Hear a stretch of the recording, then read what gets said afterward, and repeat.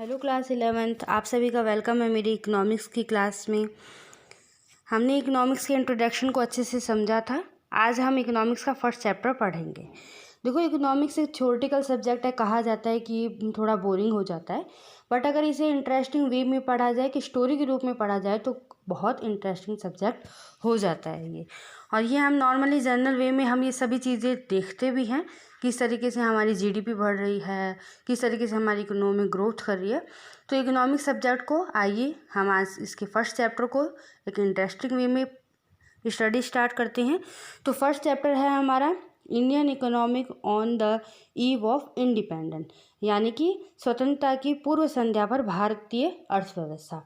भारत की अर्थव्यवस्था है, ईव का मतलब होता है कि किसी भी इवेंट से पहले। ठीक है, तो हम देखते हैं। इंट्रोडक्शन इस चैप्टर का यही है कि इंडिया फाइनली वूम इज इंडिपेंडेंट ऑन 15 अगस्त 1947। ये जो कि आप सबको पता है, हमारे यहाँ ब्रिटिश गवर्नमेंट ने आकर के शासन किया था। उससे हम कब फ्री हुए थे? 15 अगस्त 1947 को। British colonial rule in India was to reduce the country to being a raw material supply for Great Britain.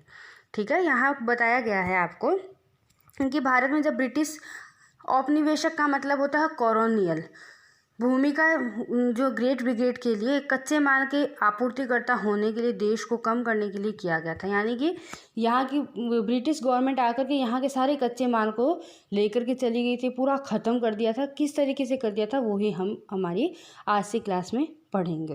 देखिए, इकोनॉमिक्स में क्या होता है, कई बार बहुत छोटे छोटे ऐसे 20 मीनिंग होते हैं कि उनका क्वेश्चन अराइज हो जाता है 1 नंबर का। तो हमें कंसेप्ट के साथ साथ में कई मीनिंग, इकोनॉमिक मीनिंग ऐसे होते हैं जो कि हमें उनकी डेफिनेशन या उनके बारे में जानना बहुत ज़रूरी। तो मेरे इसी वीडियो लेक्चर में आप कंसेप्ट तो समझेंगे कि इंडिपेंडेंस के पूर्व संध्या में हमारी अर्थव्यवस्था कैसी थी, बट हम कुछ ऐसे मीनिंग भी देखेंगे जो कि हमारे लिए एग्जाम पॉइंट ऑफ व्यू से इम्पोर्टेंट होते हैं। जैसा कि मैं यहाँ आपको कहूँ कि पहला ही लाइन में हमारा आ गया है, जो वर्ड है वो है कॉलोनियल रूल। तो ये कॉलोनियल रूल क्या होता है देखते हैं। Colonial rules it refer to a system between two country. तो कहा गया है एक ऐसा सिस्टम है जो कि 2 कंट्रीज़ के बीच में होता है। आई थिंक वैसे तो आपको कॉलोनियल वर्ड से ही समझ में आ गया कि कॉलोनी यानी कि 2 कॉलोनी होती है, यानी कि पार्टीशन होता है। तो वैसे ही देश के बीच में था, ब्रिटिश देश और यहाँ का, ठीक है ना, ब्रिटेन और भारत के बीच में अगर मैं कहूँ तो कोई एक जना राज कर रहा है उसके ऊपर, और एक जना क्या हो रहा है, उसके पालन कर रहा है। ठीक है, 2 कॉलोनी के बीच में होता ही है। अगर हमारी कॉलोनी में कोई और जना आ जाए तो हम क्या होगा, उस कॉलोनी के शेर कौन होंगे? वहाँ हम ही होंगे। हमारी कॉलोनी के शेर कौन है? हम ही हैं। तो कोई दूसरी हमारी कॉलोनी में अगर आ जाता है तो हम उसके ऊपर क्या करते हैं, रूल करते हैं कि नहीं, हमारी कॉलोनी का सिस्टम ऐसा ही है। ठीक है, वो यहाँ बताया गया, देखते हैं क्या है। It refer to a system between 2 countries under which one country being the ruler. एक कंट्री क्या करती है, रूल करती है, और another being colony, another colony के ऊपर क्या करती है, वो रूल करती है। तो हम यहाँ पे क्या थे, कॉलोनी थे। हमारी कॉलोनी में आकर के किसने रूल किया था? ब्रिटेन ने कर दिया था। ठीक है, the ruling country determine the economic policy of the colony. उस कॉलोनी का जो भी इकोनॉमिक पॉलिसी थी वो कौन डिटरमाइन कर रहा था? रूलिंग कंपनी, जो कि कौन था? ब्रिटेन था।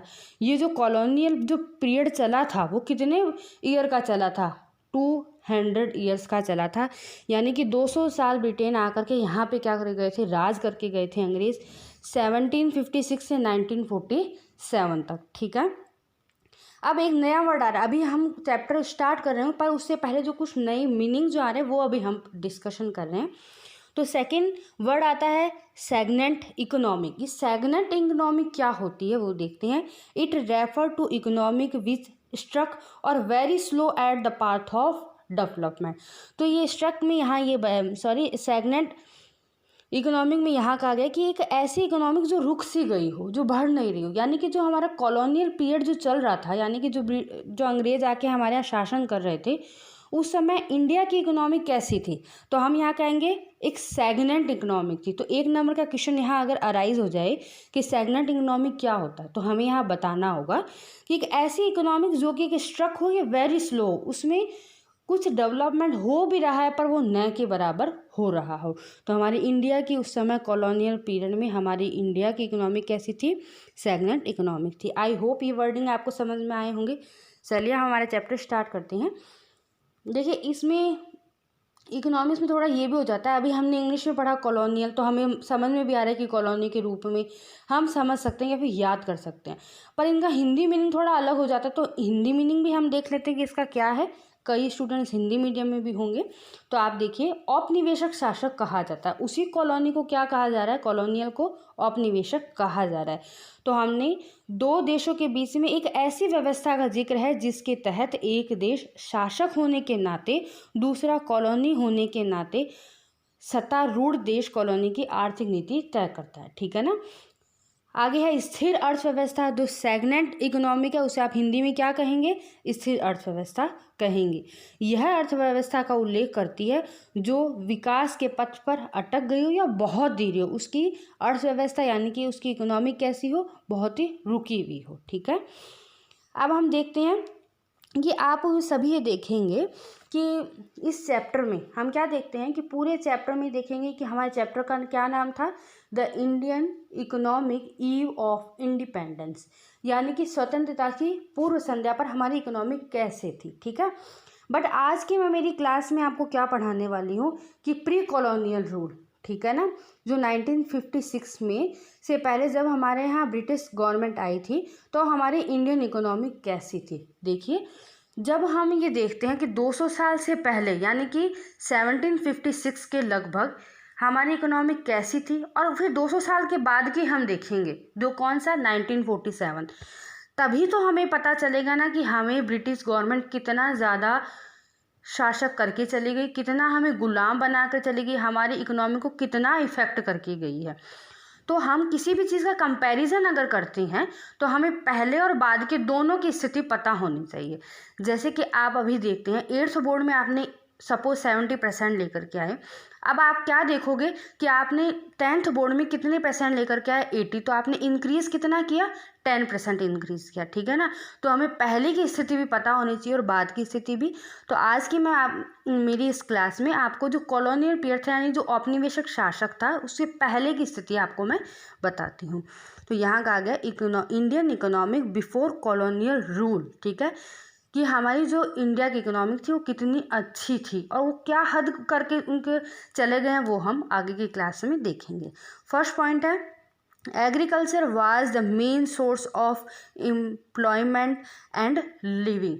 हमारी जो इंडिया की मेन जो पॉपुलेशन थी वो किस में डिपेंड थी? एग्रीकल्चर में, क्योंकि बहुत ही हमारी इंडिया की जो भूमि है बहुत ही उपजाऊ थी उस समय। और मैं यहाँ आपको बताऊँ 85 के अराउंड जनसंख्या क्या थी? पॉपुलेशन वो पूरी एग्रीकल्चर में थी।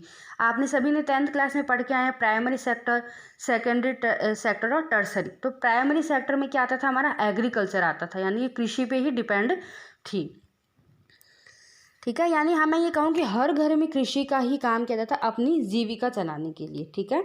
सेकेंड पॉइंट यहाँ क्या आ जाता है कि only those crops were growth that are use for self consumption and for willing artist. ठीक है ना। यहाँ ये कहा गया है कि आपने सुना होगा पहले छोटे बचपन में कि पहले वस्तु विनिमय था, यानी कि आपको अगर चावल की ज़रूरत है और मुझे चीनी की ज़रूरत है तो मैं आपको चावल दे दूंगी, आप मुझे चीनी। तो यहाँ क्या होता है? वस्तु विनिमय था, मुद्रा विनिमय नहीं था, यानी कि रुपया नहीं था। तो यहाँ यही बहुत अच्छा उस समय ये इन्वायरमेंट था कि सभी ग्रोथ करते थे, क्रॉप्स का प्रोडक्शन करते थे, पर किसके लिए करते थे? कोई बिजनेस करने के लिए नहीं करते थे, सेल्फ कंजम्पशन के लिए करते थे। या जैसे कोई मकान बनाने वाला वो कृषि नहीं करता है तो उसको क्या करते हैं? उससे अपना मकान बनवा लिया, या मैं ये कहूँ कि कोई भी लकड़ी का वर्क करवा लिया, या कोई भी उसमें जो आर्टिस्ट है उससे वो काम करवा लिया, उसके एवज में उसको क्या दे दिया? अनाज दे दिया। इस तरीके से मिलजुल करके काम हो जाता था, पर कभी भी धंधे के लिए या फिर बिजनेस के लिए, सब पैसे के लिए काम नहीं करते थे। थर्ड पॉइंट क्या आ जाता है कि फेमस फॉर हैंडीक्राफ्ट इंडस्ट्री। हमारी इंडिया की सबसे बेस्ट चीज़ यही है कि यहाँ हैंडीक्राफ्ट का काम, मतलब कि हाथ का हुनर था, हर एक में हस्तशिल्प जो इंडस्ट्री थी वो यहाँ बहुत अच्छी थी। जो सबसे ज़्यादा जो ब्रिटेन ने आकर के इफ़ेक्ट करी है वो क्या थी? क्योंकि हैंडीक्राफ्ट थी, क्योंकि यहाँ का क्या था, हर एक व्यक्ति में ऐसा हुनर था कि वो कुछ नई चीज़ बनाते थे अपने हस्तशिल्प से। उसी को इन्होंने क्या किया, पूरी तरीके से कैप्चर करके ख़राब कर दिया, हर चीज़ को मशीनीकरण में कर दिया। ठीक है, और हमारा फोर्थ पॉइंट आता है। फोर्थ पॉइंट में कहा गया कि enjoy extensive trade in Asia and Europe. Europe और एशिया में आपस में बहुत अच्छी मित्रता थी और आपसी में ट्रेड यानी कि व्यापार होता था। इंडिपेंडेंट, यह सब जो फिफ्थ पॉइंट है वो बहुत इंपॉर्टेंट हो जाता है कि हमारी इकोनॉमी कैसी थी पहले में, कि independent, self reliant and prosperous economy. आपको कभी वर्ड सुना होगा, हम बोलते थे, कभी बहुत पहले बोला जाता था कि भारत एक सोने की चिड़िया है। वो सोने की चिड़िया क्यों कहलाती थी, वो इन्हीं कारण से कहलाती थी क्योंकि इंडिया की जो इकोनॉमिक थी वो इंडिपेंडेंट थी। जो यहाँ के जो व्यक्ति थे वो सभी अपना इंडिपेंडेंटली काम करते थे, सेल्फ रिलायंट यानी कि समृद्ध थे, और प्रॉस्पेरेटिक इकोनॉमिक थे। आइए हिंदी में और देख लेते हैं। भारत की अर्थव्यवस्था औपनिवेशिक शासक से पहले कैसी थी। कृषि, रोजगार और जीवन का मुख्य स्रोत था। केवल उन्हीं फसलों को उगाया गया जो स्वयं उपभोग या गांव के किसी कारीगर के लिए उपयोग की गई हो। हस्तशिल्प उपयोग के लिए प्रसिद्ध था भारत। और एशिया और यूरोप में, यहाँ आपको बताया गया कि एशिया और यूरोप में व्यापक व्यापार का आनंद लेते थे और स्वतंत्र, आत्मनिर्भर और समृद्ध अर्थव्यवस्था भारत की थी। तो ये सभी क्या थी, हमारी अच्छी विशेषताएं थी इंडिया की, तभी क्या कहा जाता था, एक सोने की चिड़िया कहा जाता था। ये तो सारी बात हुई कि जब यहाँ अंग्रेज आकर के शासन करे, उससे पहले की।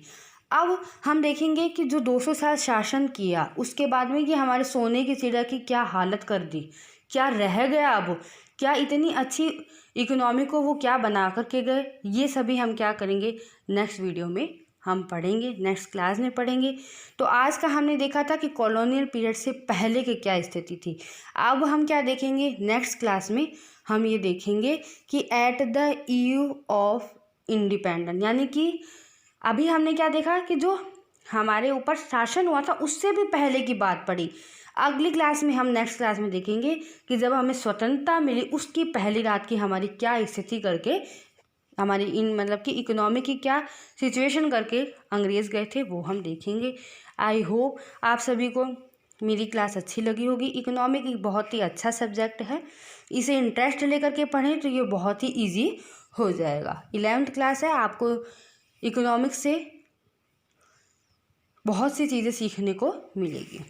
So thank you.